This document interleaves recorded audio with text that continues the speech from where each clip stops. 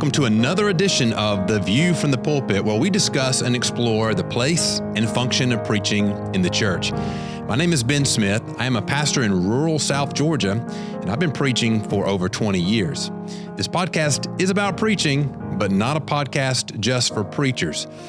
Here on this podcast, we'll have conversations with pastors and church members about all kinds of things about preaching, the role of preaching, the labor of preaching, and preparing to preach, and the effectiveness of how one preaches, and lots of other things. My hope here is to help the church recover an understanding and an appreciation for what preaching is and how God has ordained its role in the church. Help us spread the word by, in whatever podcast app you use, liking and subscribing and rating, and do me a big favor and maybe send a text and share this podcast with a friend. All right, so today I have the great privilege of having my neighbor with me today. It's Rusty Grace. Rusty pastors the First Baptist. See, I told you there. All right. Leave that in. So today it's my great privilege to have my neighbor with me today. We have Rusty Grace. Rusty is the pastor of First Presbyterian Church of Waycross, Georgia. Their campus literally is across the street from ours. And so I go by his church, he goes by my church every time we come and go. Rusty's been the pastor there since 2019. His wife, Lauren Grace, and him have 5 children, and they're just about to adopt a 6th. So their family is still growing. He's been in the ministry since 2006. Most of his roles prior to coming to First Pres were associate pastor roles. So he's going to have an ability to talk today, not only as one speaking about preaching, but also one who's set under somebody else who has the primary role of preaching. Rusty and I have enjoyed, just because of our nearness to one another, we've enjoyed a friendship since he came. We didn't know each other until he came to Waycross, but have enjoyed doing lunches and those sort of things through the years. Rusty is a little weird in that he looks a little bit like Charles Spurgeon, and he loves Scottish church history, and so is starting to take some courses on that. But if you ask him, he can talk for a long time about things of the past, and loves church history, loves the things of covenants and doctrines and writings of people who've been dead for a very long time. So, Rusty, thank you so much for being here today. You are my first to record an episode, so I'm learning, and so I hope you'll be a little gracious to me today. Well, I'm honored to have been asked. Like I said in kind of our pre-show conversation, I really feel like I should listen to these podcasts more than be on one. But I'm happy to be here, and I'm looking forward to our conversation. So we were talking before we hit the record button, and I was sharing with Rusty that my heart here is to expose, to talk about, to celebrate, and hopefully regain a deeper understanding of the primacy of preaching in the church, not just for preachers, but for those in the pew. And I was talking to Rusty that almost everyone I've asked to do the podcast, to let me interview them, has in some form or fashion said, well, I don't think I'm qualified, I'm not good, you need somebody more important.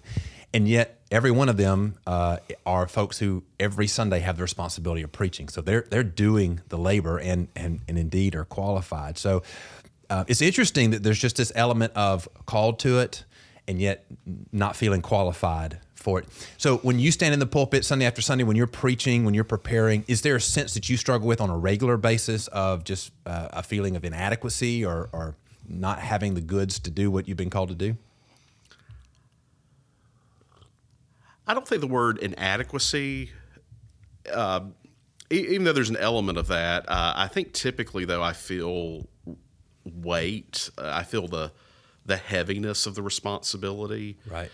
And I'm conscious of the fact that, well, maybe inadequacy is a good word. I'm conscious of the fact that I can't bear that weight on my own. And not to jump ahead too much, but part of my preparation process is, Lord, I need you. Every hour I need you. Right. To reference the old hymn / Matt Maher song. Okay. That was a pretty good modern riff off of an old hymn. But I'm conscious that anything good that's accomplished is by God's grace, God's work. But I remember when I was in seminary, and an older student named Sean, pastor from a different generation, different cultural background, different denominational setting, but he said something to me one time. He says, "You've got to remember, somewhere between your mouth and their ears, God's at work." Mm. And that phrase, and of course you could nuance that phrase theologically, but the core of the phrase was, I think, spot on. Like, it's God who makes effective preaching effective, ultimately. Yeah. Now, what was your question? I love it. Well, we're going to have a few of those, I think. Well, you mentioned it, so let's go ahead and just dive in. Explain to me your preparation process. So it's Monday morning. You've just finished your last sermon, and now the next Sunday is looming. Walk me through a typical week of you choosing a text all the way to the point of preaching a text. Well, typically, or at least in this season, and for most of the year, I'm preaching through a book. And I've actually found sequential exposition to really be liberating. Just start in chapter 1, verse 1, and you work your way to chapter last, verse last. Typically, I'm preaching bigger chunks. I'm a little bit more of a big picture guy, just in how I think about things.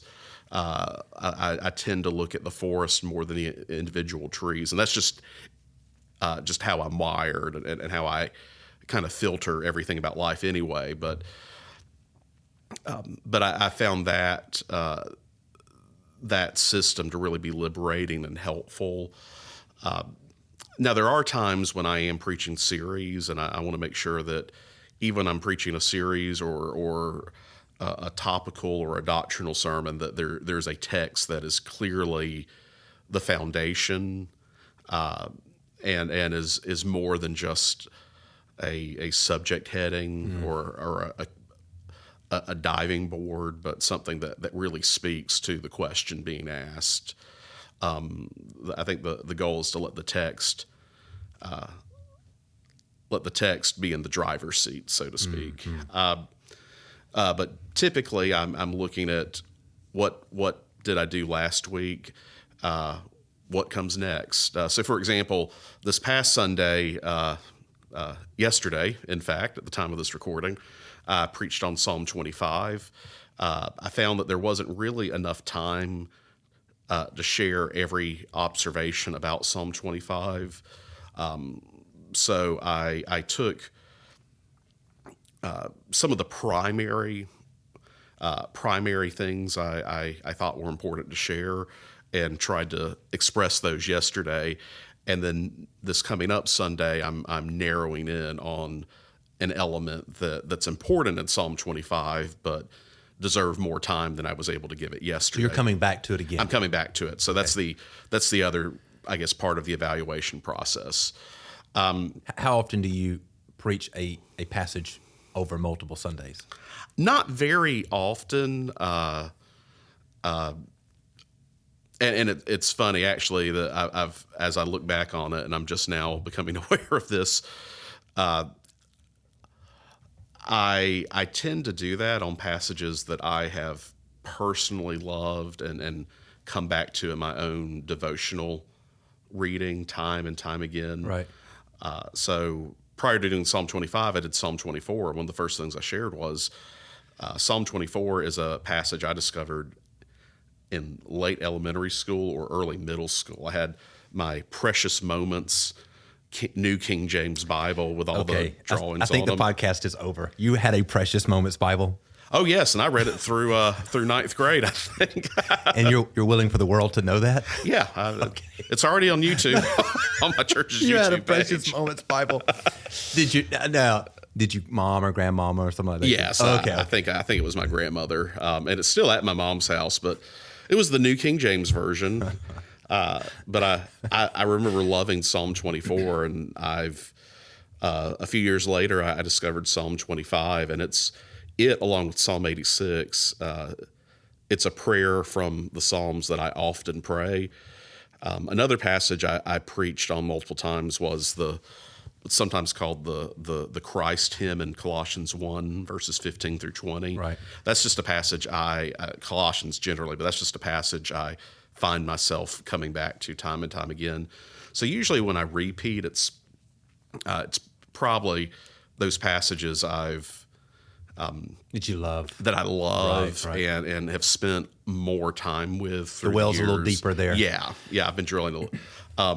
All right, so you're preaching through a book. So that takes care of your text selection. Yeah. Okay. All right. So Monday morning, you know what you're going to preach. All right. So what's your prep process? How are you working?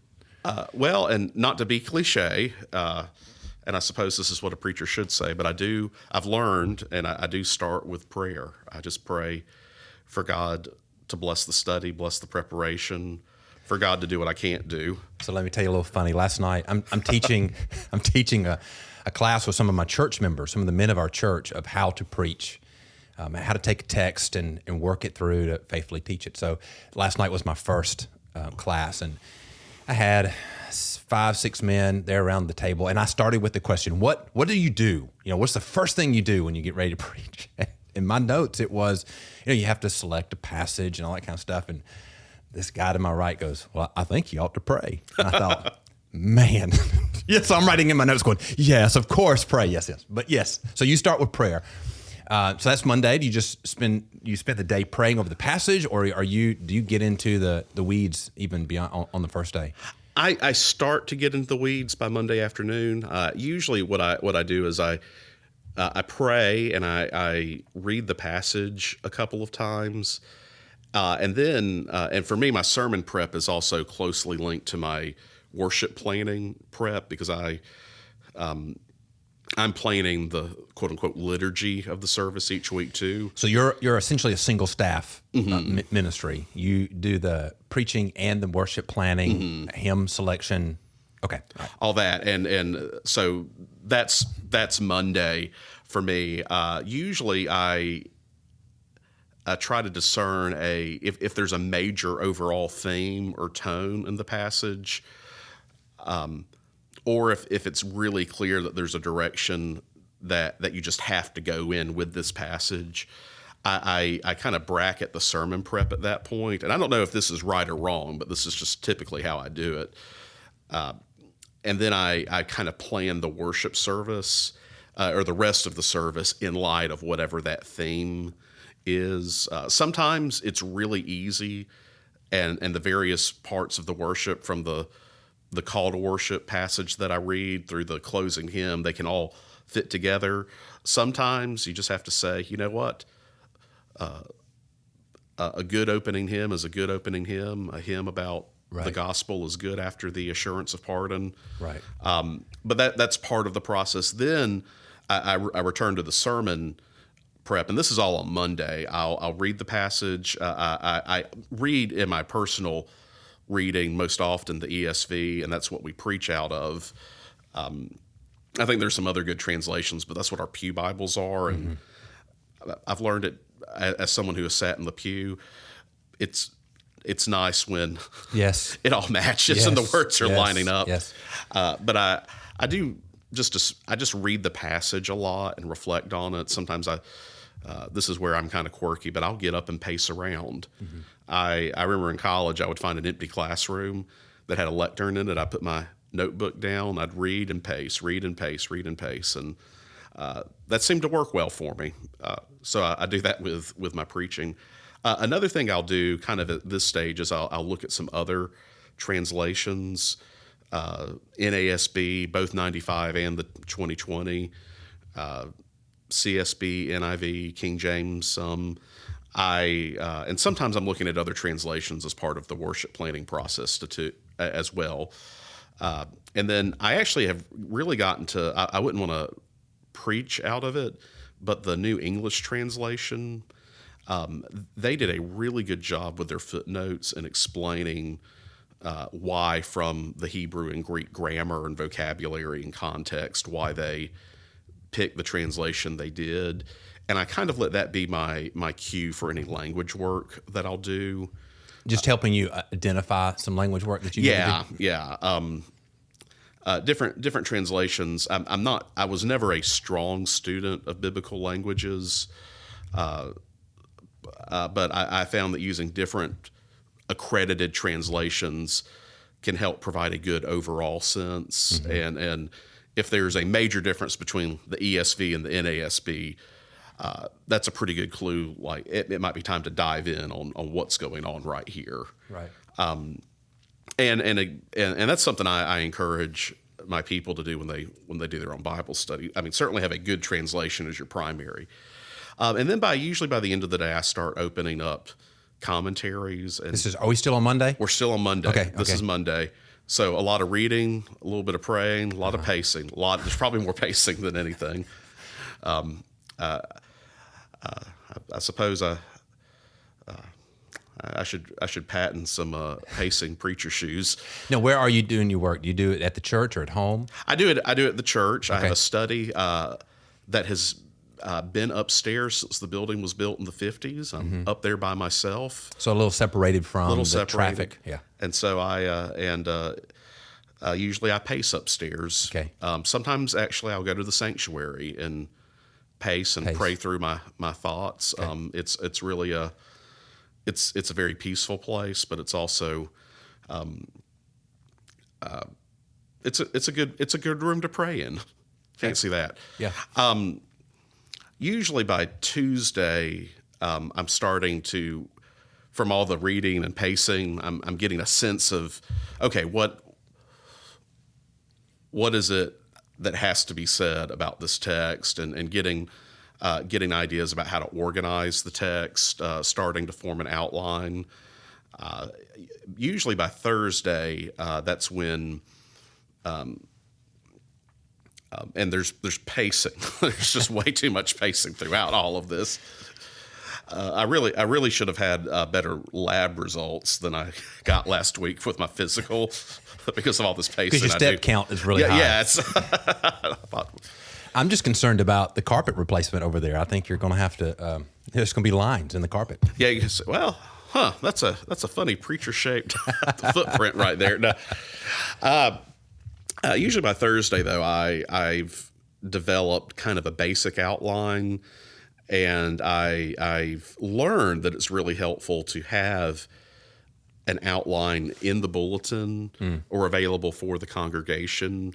And I've tried more extensive outlines. I've tried shorter outlines. The last one I didn't do one this past Sunday, but the one from the previous Sunday was an acronym, the word FIG, and just you filled in the blank. And but I found something like that.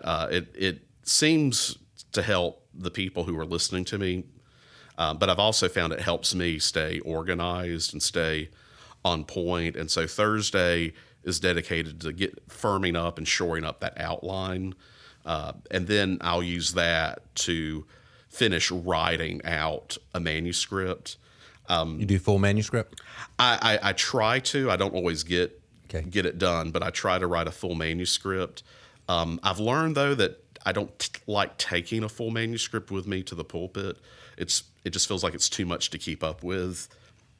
But I do take kind of a heavy outline most weeks, and like I said, that outline I'm giving to the congregation is the basis of the outline for my manuscript, and then I start plugging in illustrations or work out the way I want to say something, plug in other related passages that'll be cited. Okay. That's kind of my process. I told you so much more about the first day than I did the rest of it, but that. So when are you finished? When are you wrapped it up and ready to go? Probably when I say "Let us pray" at the end of the sermon. Okay, fair enough. Fair enough. When do you print it out? When I print it out, usually I may print it out at the end of Thursday, but usually it's Sunday morning. Okay. There's almost always a time, Saturday or even sometimes Sunday morning, I remembered something that I wanted to include in my pacing, but between Monday and Thursday I forgot about. And so I'll make any last minute adjustments. And sometimes that's remember this story or something like that. And how long do you preach on a typical Sunday? That's a good question. Probably. How long would your people say that you preach? It ranges from about 20 to 25 minutes. Okay. Sometimes I'll get up to 30, but our service, I would say, is moderately liturgical.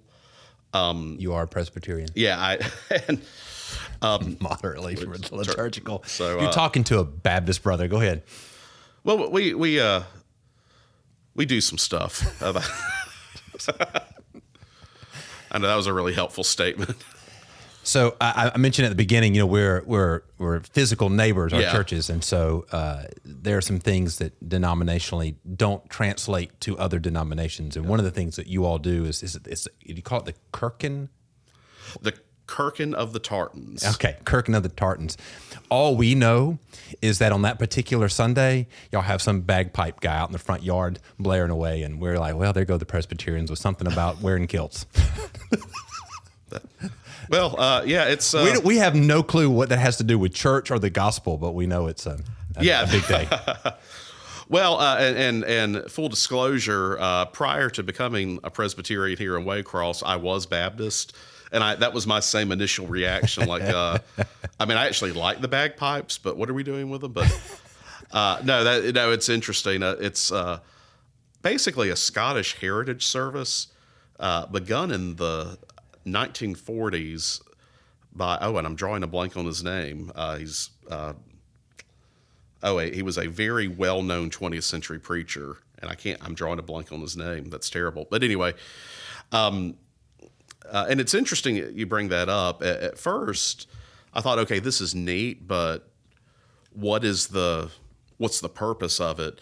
But for us, it's actually our biggest service of the year, and especially this last time, I really I tried to be very intentional about leveraging this heritage event as a platform for the gospel. And I'm nerdy, and I spend way too much time looking at Google Books, where you can download really, really, really old books for free, right, that you couldn't find on Amazon.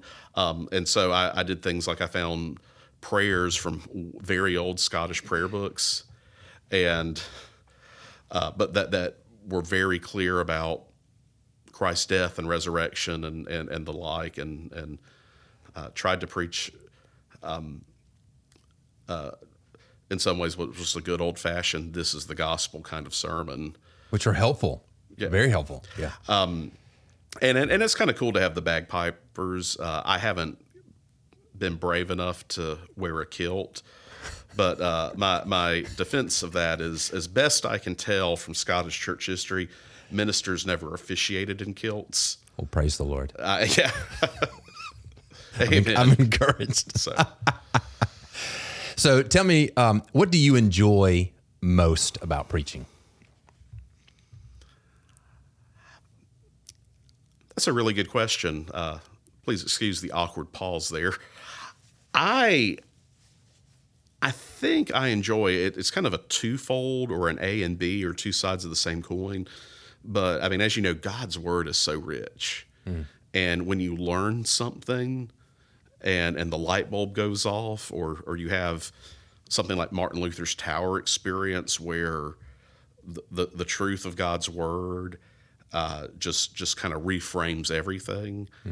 Having that moment personally, and then being able to share that with your church, and I never feel like I share it with the right kind of urgency, or with the best words or best description. But there's something really, really blessed, and there's just fun to share something that the Lord revealed in the process of preparation. So the flip side of that, what do you least enjoy? Or even if you want to say it stronger, what do you hate about preaching? Right. Least enjoy. That sounds more pastoral. Yeah. Well, it's funny. I'm an extrovert in very small groups. like when it's just you and me, I'm doing what I'm doing right now and rambling Right. and going on and on and on. But the bigger the group gets, the more introverted I feel. And I actually, I don't necessarily enjoy being the center of attention, but when you're preaching, you're looking at a bunch of people who are looking right back at you. Right. I grew up sitting on the back row or next to the back row of First Baptist Church. And so having all eyes on me, I still find a little disconcerting. Right. I felt better about that, though. I think I heard I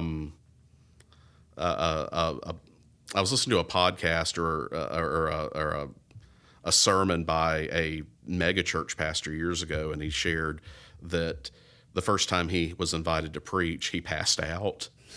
But 40, 50 years later, he still gets a little nervous every time. And I found that comforting because I've never passed out, right. But, and I don't know if I show it or not. There have been times people told me they thought I looked nervous, and I wouldn't have any conscious memory of being anxious. And then there were times I know I felt it, but I didn't. No one seemed to realize it. I don't know how well I do with that, but I don't enjoy being the center of attention. I've just always found that a little unnerving. Which there's no way around that. There's no, I mean, it's by definition. Right, right. And that gets to the conflict's not the tension between preaching in such a way that glorifies Christ alone. Mm-hmm. And yet there is, I mean, as uncomfortable as it is to say this, there is a performative nature of preaching, and yet we don't want to be performative. Mm-hmm. And we've all been to those guys, and we've all heard those guys preach that it was a stand-up comedy routine, or it became all about them. But you can't deny that element of your personality, you know, who you are. All of that stuff comes in, and I also recognize that there's just an element of developing that skill set of communicating well, which is, I mean, has some elements of.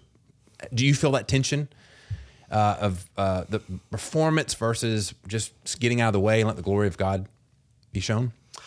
I do. Actually, I felt the tension a little bit yesterday. Toward the end of my sermon, I made a little joke, and I was the butt of the joke. I try to make myself the bad guy yes. in the stories, yes. and make myself the butt of the joke. But I was talking, something in the text reminded me of the fact in that moment that I often have a hard time not losing watches or sunglasses. That's why, if you'll notice, you'll never see me with a watch on, and you'll never see me with sunglasses, because every time I get one, I lose it. How do you lose a watch? That's a great question. I'm still... Sunglasses, I'm with you. But watches? Yeah. No, it's... Same way I lose my keys. I'm assuming you don't wear your watch 24/7. That's the problem. Okay. I take it off, and I'll put it in a safe location, and it's so safe that I can't find it. Somewhere there's a whole group of watches. Okay. Yeah, somewhere at my mom's house, there's a drawer filled with various watches from my childhood. But at that moment, I felt the need to kind of quip this little joke about it. And afterwards, I was thinking it was actually in a fairly serious part of the sermon, but that's also my personality. That's also how I engage in conversation, and so there is that tension. And I tell you, one of the most helpful things I ever experienced with preaching, and I think it speaks to this issue, was I went to the Gospel Coalition national conference in 2015. It was in Orlando, and John Piper spoke, and very animated. He did the whole thing with his arms. I know no one listening can see it, but he throws his arms around. But if you know John Piper, you know exactly what you're describing. We're doing calisthenics here. Yes. Maybe we need to add that to our preparation routine. We pace and throw our arms up and around all the time. But then a couple of speakers later, Tim Keller spoke. And Tim Keller, I remember, had had a cold or he was recovering from the flu or something. And he said something to the effect of he was only about 80% well. And I remember it being really comforting because as a general rule, I'm not a John Piper in my delivery. I was a lot more, not nearly as smart or as insightful as a Tim Keller, but my pulpit presence was more his style. But I remember being really comforted that I thought, okay, their personalities, their styles, didn't get in the way of their effectiveness in ministry and weren't the reason they were effective in ministry. God made the ministry of His word effective through them. Now, I think there are things that we can all do that can get in the way. Right. And part of discipline, and for me, is to say, okay, maybe I don't need to chase this rabbit that it's always very tempting for me to chase. I joke that rambling's my spiritual gift, which is in this conversation already evident. Well, it's interesting. So, as a young preacher, I would have paid more attention to the personality than the meat. So, between those two men, I would have gravitated toward the more expressive because I like that more than the more reserved. The older I get, the more I appreciate the fact the point you made is that the faithfulness of the preaching the text was what really was the weight there, and then God used the personality in both various ways to bless it. And then, and just as a personal thing, you mentioned that desire to tell a joke. The longer I preach, the more restricted I feel. So that desire to quip or to tell a joke, for me, I've just noticed that tends to take people out of the moment. So in my head, it's running through, and the discipline for me is everything that runs through my head in the midst of a sermon does not need to come out of my mouth, because I think sometimes I'll say it, I'm back on point as soon as I'm over, but my people, well, now they're thinking about that whatever it was, and it's usually something that wasn't that helpful to the text or important and really didn't matter at all. It was just a random thought that ran through my head. All right, so on that end, here's something for you, a question for you. If you could give a word of instruction or an encouragement to yourself when you first started preaching, what would you say? Well, actually, I think it would relate to what we were just talking about. Don't try to be someone you're not. Don't try to be another famous preacher. There are moments when I am more animated and my passion comes through, and maybe I'll gesticulate more or even raise my voice a little bit. I don't think I'm a shouter. I guess it depends on how much the microphone is turned up. But generally speaking, I don't know. I've been described as being a little more professorial. But don't be afraid of that. Keep in mind that maybe an outline, keep in mind that maybe an appropriate story or an appropriate joke can help listeners through something that's not as attention grabbing, but don't try to be someone you haven't been created to be. Right. And then I think beyond that, trust the Lord to work. Have you felt pressure? I'm sorry, did I cut you off there? Oh, no. I think so. Have you felt pressure from your congregation? You know how people make some comments to, well, you need to do this more or do that. Have you felt pressure to be other than what you are, or have you been encouraged to lean into how God made you? More, I've been encouraged to lean into that. I think the pressure I felt early on and still do came from, I grew up in the 90s, and some of those kind of same models you referenced earlier were still the models I was seeing. And I think there was a picture of this is what preaching is, and this is what good preaching is. And I think I still kind of hear that voice at the back of my mind. And so part of the pressure is self-imposed, and part of the conversation is an internal conversation to kind of remind myself of something that I think is truer. I mean, you mentioned at some point, I can't remember if it was early in the official conversation or in the pre-conversation, Right. but about, Jonathan Edwards probably would not be overly well received today. And But I think that I'm says more encouraged about often us. that he wasn't well received in his own church. Yeah, So, yeah. well, It was yeah, yeah. I mean, I have encouraged myself in difficult moments. If Jonathan Edwards can get fired, it's okay. Yeah. Right. Yeah. Well, I remember it was really liberating when I first learned after becoming a Presbyterian, and it dawned on me. I knew this factually, but it dawned on me that John Calvin was expelled from Geneva at one point because It was more than once, wasn't it? just once that I'm aware of. Okay. But But even after he came back, he threw himself over the Lord's Supper table, didn't he? And had a whole. He was pretty intense on his church discipline, wasn't he? Yes, he was, and I think that was one of the main reasons. But even after he came back, he didn't get everything he wanted. But that was just a reminder that all of these great figures in church history and these people we write books about, Right. they were real flesh and blood people with Right. their own strengths and weaknesses, Right. And personalities, that came out. Yeah. And their personalities weren't always pleasant. No, it's interesting. So John Calvin certainly would not work his personality wouldn't work in a Baptist church.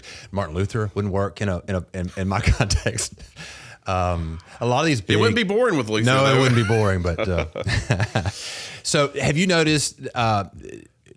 For me, I go through seasons where I listen to a guy more during a particular season than others. Have you noticed that you tend to pick up some of their mannerisms in the way you talk or present, as if you're listening to somebody pretty heavily? Yes, and I've picked up recently, and I noticed it, but then my wife really noticed it at home, not in preaching. But somebody, and I can't remember who it was, but somebody I was listening to kept using the phrase "so to speak," and all of a sudden I'm using that in every sentence. It's a beautiful day outside, so to speak.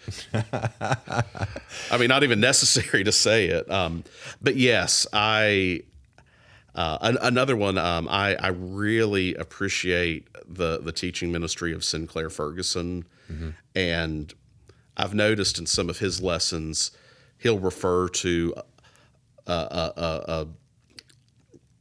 another passage of Scripture, or maybe a moment in church history even, and he'll say something like, "Well, you'll remember," and after doing X number of Sinclair Ferguson studies, I've caught myself saying, "Yeah," and you'll remember the story when, etc.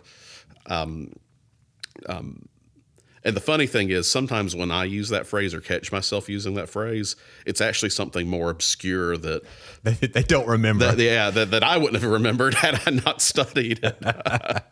So you mentioned Ferguson. Who else do you enjoy listening to, or do you enjoy listening to preaching? I do.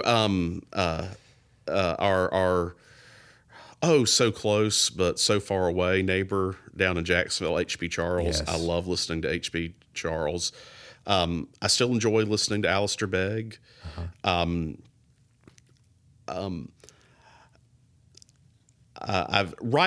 Recently I've been on kind of a Ligonier Ministries kick, so I've been listening to a lot of those guys. He's departed, but I'm being reminded because of a Bible study we're doing right now on Sunday evenings, how good of a communicator R.C. Sproul was. Like I'm understanding why he was so well known. He had a way of not substituting or not. He didn't sacrifice substance at all, but he could be very clear, very not boring, and make complicated things understandable. Yeah. I enjoy when I gather with other pastors locally and there's a devotion given. Sometimes those devotions are more like sermons, and it's been fun to just to hear different styles. One of the things I love about our Holy Week services is we actually get to hear each other preach. That's right. In live and in person. Yeah. And by the way, I think it's important for me to mention that the first time I ever heard you preach was at the local Hebrew Center.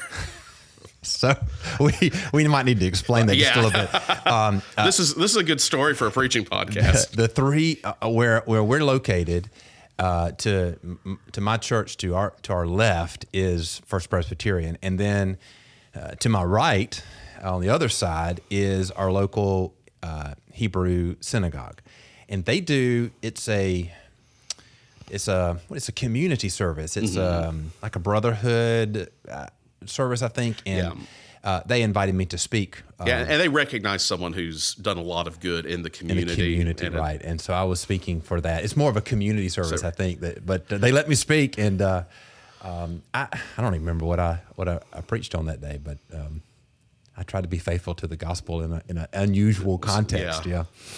But I remember going up to you afterwards. And, finally glad I got to hear you preach in a Hebrew synagogue. So you've been pastoring at First Pres since 2019. So that's 6 years now, right? And so you've been preaching regularly. You preach a evening service or just a morning service? Just a morning service. We have Bible studies, or we've begun this year having Bible studies semi-regularly on Sunday evenings, but those are not services. I mean, they're Bible studies. Right. It's a teaching time in the Word, but it's not. So you essentially have one sermon to preach a week. So how has 6 years, you know your congregation better today than the day you first came. How has knowing your congregation changed your approach to preaching? Oh, that's a really good question. I think, well, I'll preface all this by saying I'm still learning, growing, evolving as a preacher, hopefully. Yeah, because 6 years sounds like a long time, but in the world of preaching, for me, it just seems like I was just still learning and getting started. And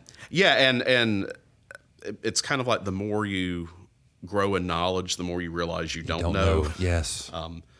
And I think that's probably providential. I think I think the Lord intends it to be that way for our good. But anyway, that's my prefatory comment. I have learned, for example, that sometimes it is better if I realize in the moment that I've over prepared, don't try to cram it all in. 20 minutes, you said about 20 to 30 minutes. Yeah, 20 to 30 minutes. That's a short amount of time to... and so sometimes that's why God made next Sunday. Yeah. And I thank the Lord for preserving this age long enough for me to finish a sermon series on several occasions. Yes. No, but that it's okay to break it up. I've learned that little things like I don't have to do what I was tempted to do younger and have a 10 to 15 minute funny introduction every time. Like, it's not necessary. And it wastes a lot of time. But I've also learned that it's valuable at some point, use an illustration. At some point, throw an appropriate joke in. Do something that can give the mind of the listener a little bit of a break from just pure information gathering. Right. Because I can be tempted when to just throw in. I guess I go from one extreme to the other. I can be tempted when I'm trying to not be purely fluffy or purely entertaining to be all exposition, just the facts, ma'am. But the reality is, as a listener, hearing a little bit is helpful. It helps us digest to have the right story or the right. The other thing I've done, I really feel like this process, and this is something I just started in the last year, but of outlining the sermon, even if it's a simple outline, but outlining the sermon. It helps me in my preparation to have an appropriate logical framework, if that's if it's advancing an argument, or just to stay on point if I'm just sharing observations from the passage. And I've heard from several of our people, and not everybody fills it out, but the people who do have expressed a lot of appreciation for it. And every now and then somebody will come up and say, okay, well, I missed this fill in the blank. What was it? Or somebody will say, all right, I wrote this down. Was this what you were trying to say? And actually that really warms my heart. It's encouragement to you as well. But but it also, to me, it's validation that, yes, this is worth the time in the preparation process because it's helping them.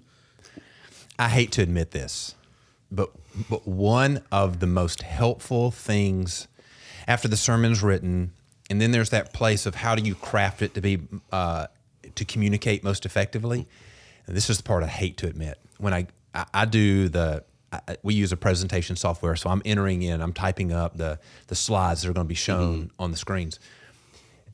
Writing those main points and those subpoints for the presentation, which becomes the outline, what shows up in the outline that they get handed out, has helped me because, in my personal notes, I may have this complicated sentence that makes total sense to me, but when you put it up on the screen, it's either too wordy or it doesn't communicate well. And so I have to then, there's a second level of crafting that main point to be as concise and clear as possible.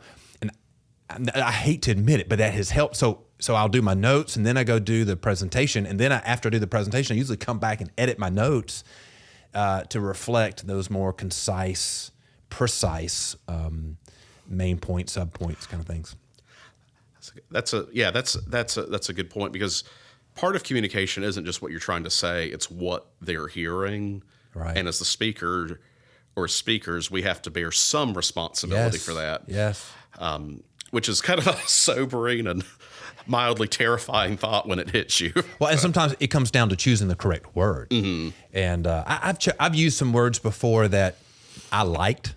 They were good words. On an academic level, they communicated exactly what I wanted to say, but maybe my people didn't know them or they weren't familiar with them. And after the fact, some of them would make comments, but if they don't know what the word means instantly, then I'm not sure it was very helpful. It's like, okay, they learned a new vocabulary word today, but on Tuesday, Wednesday, Thursday, they're not going to be using even a word like propitiation. Mm-hmm. I'm not sure I would use that in a main point. I might talk a lot about it, but that's not a word they're going to use on Monday. I would love for them to, but I'm not sure.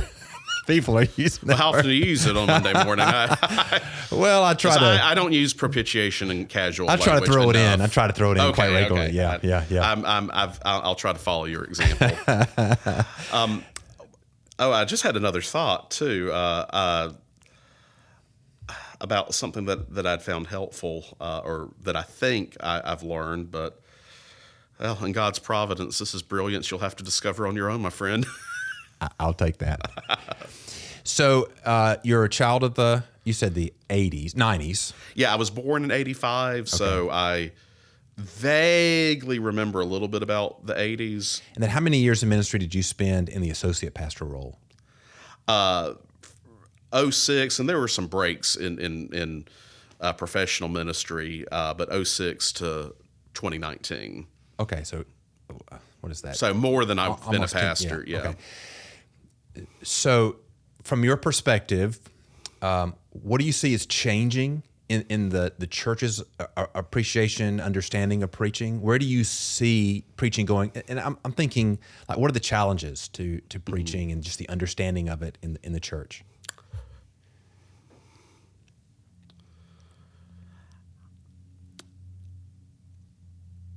My sense, sorry for the awkward pause, my sense is that slowly but surely substance is becoming more important. And I think that is correlated or related to the fact that our culture is becoming a post-Christian culture. Our country is becoming a post-Christian country. And I'm not trying to be depressing, but I think that's the reality. Right. And the local church is not necessarily the only game in town as far as entertainment or activity.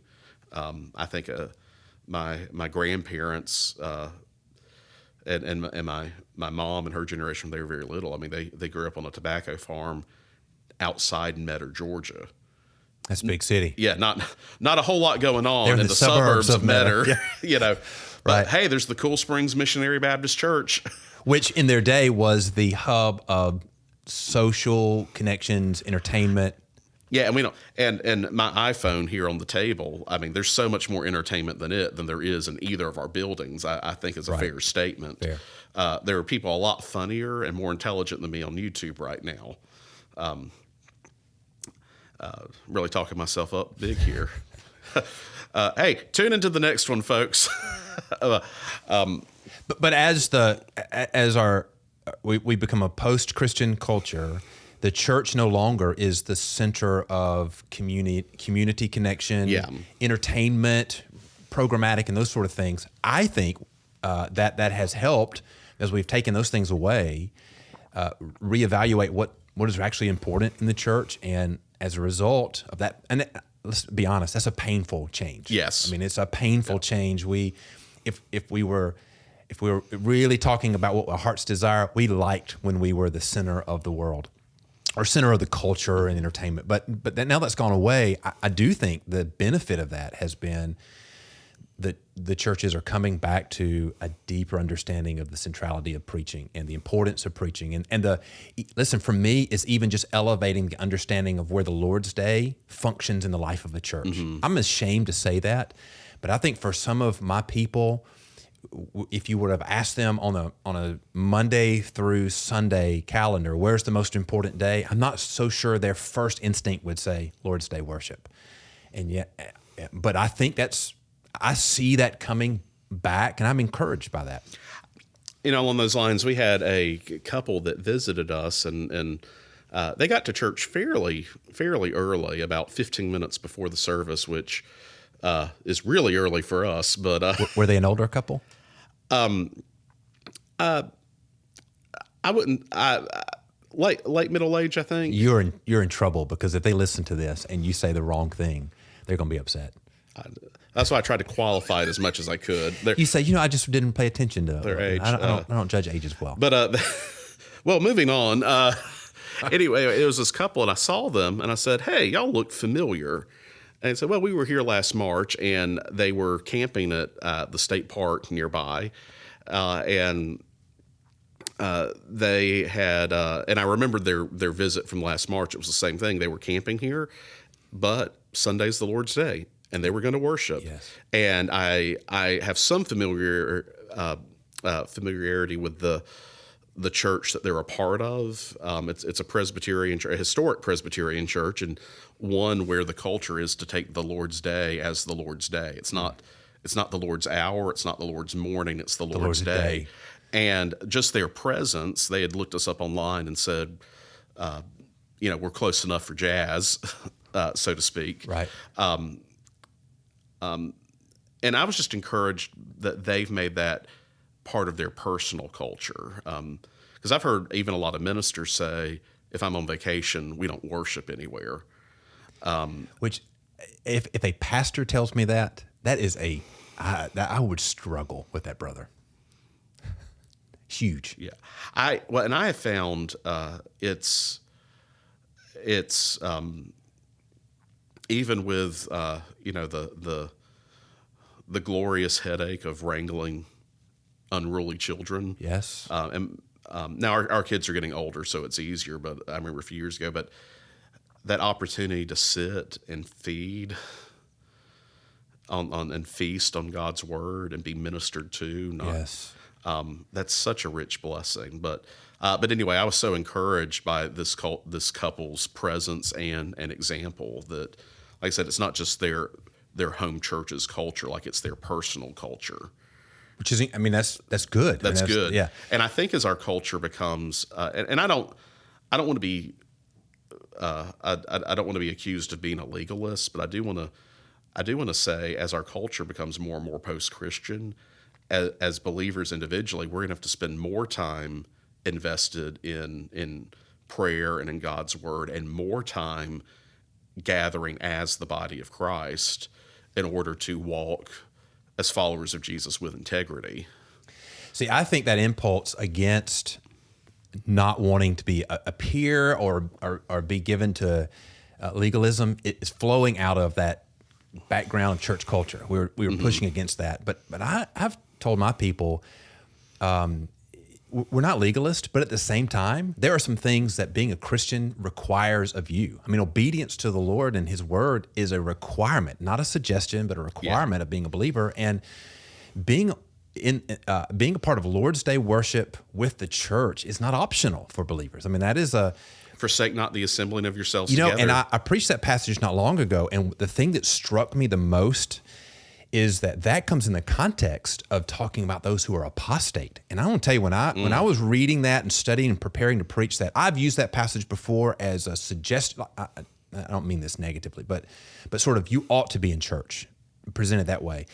But when you read that passage in its context, it's more of this is a symptom of those that are, and that weighed heavy on me. I've got friends right now in this community that claim to be a Christian, claim to be members of a particular church, but have no concern or weight on their heart at all about being in church on the Sunday morning. And I think that's a problem. And one of the things I tell our staff is when you go on vacation, it should never be said of you that the only time you go to church is when somebody's paying you to be there. That is a terrible, terrible, horrible testimony.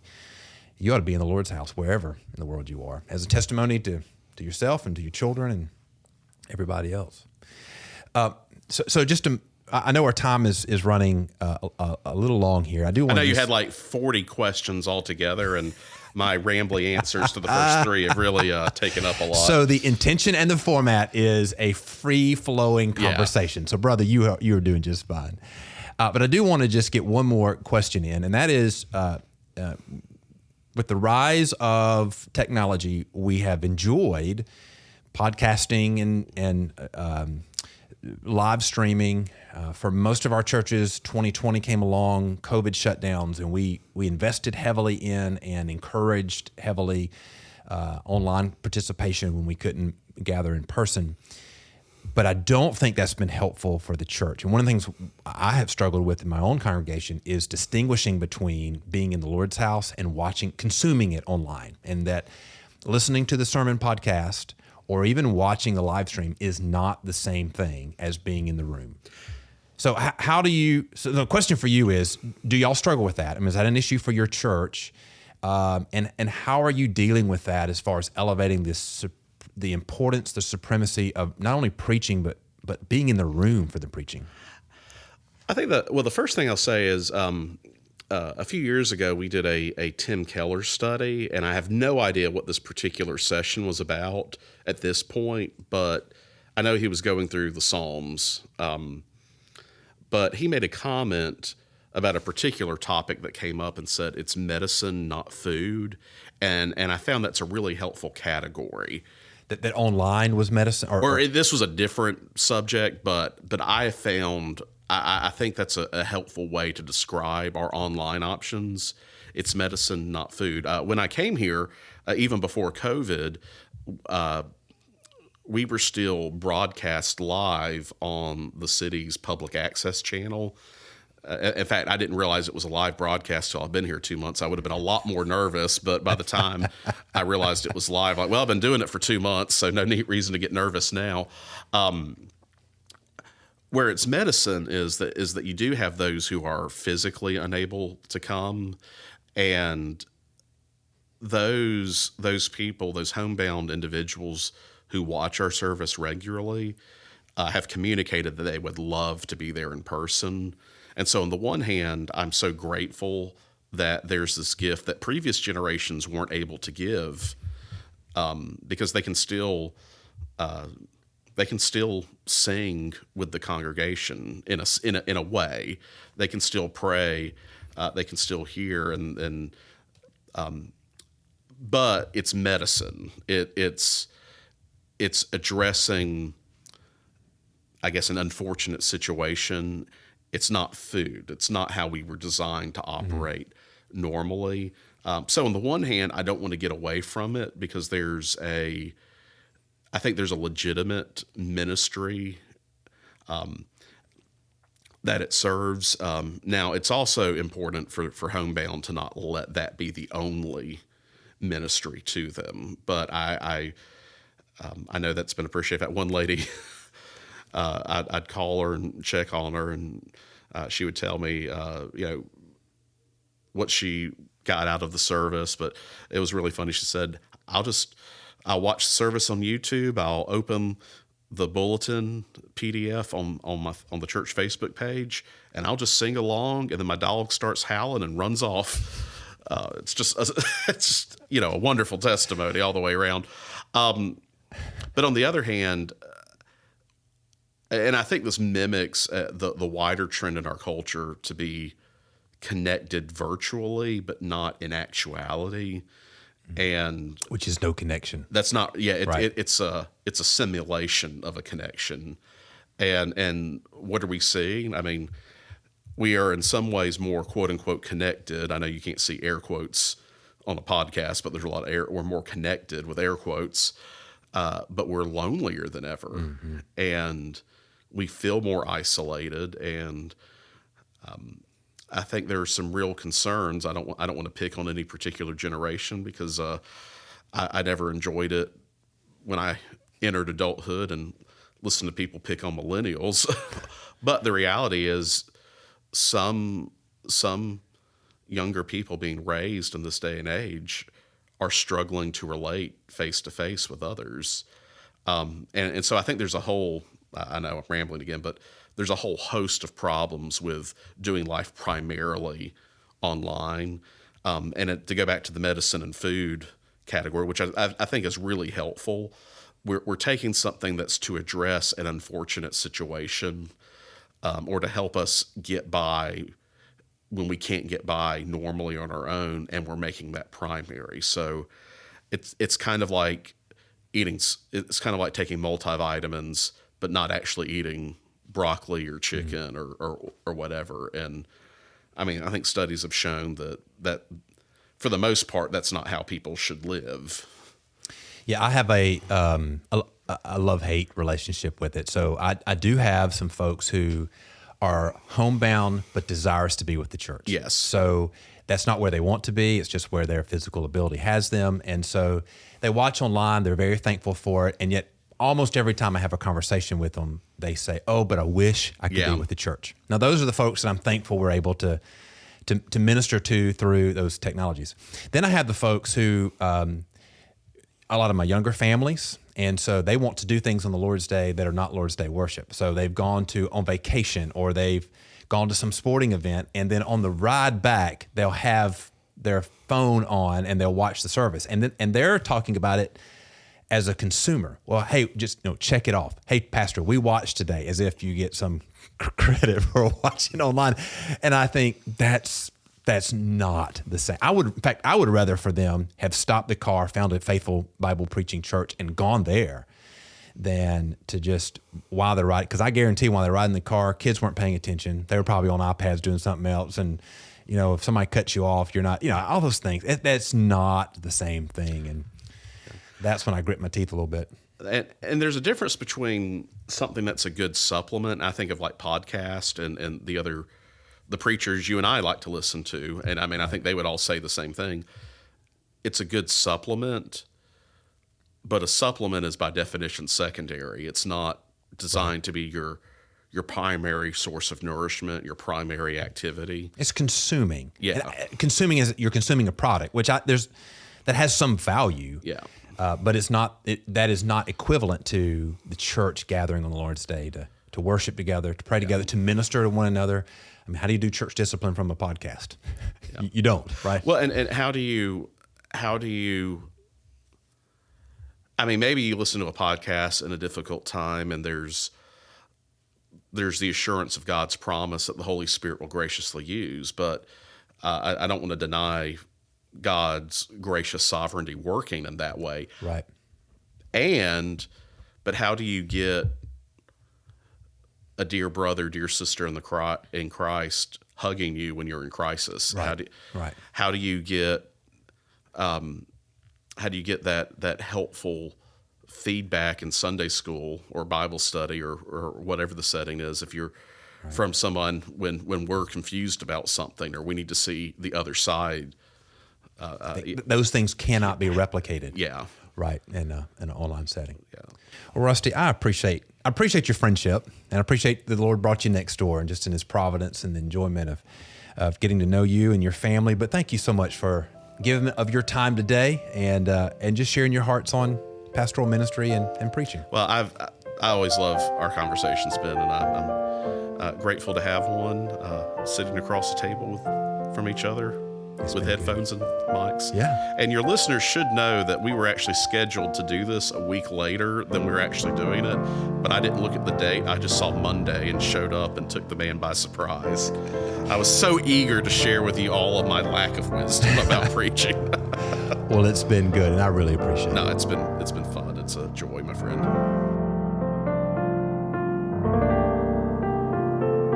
Thank you for listening to View from the Pulpit. For more information, go to my website at bensmithsenior.org. That's bensmithsr.org. You can follow me on X at x.com/bensmithsr. I look forward to meeting you next week for another conversation on View from the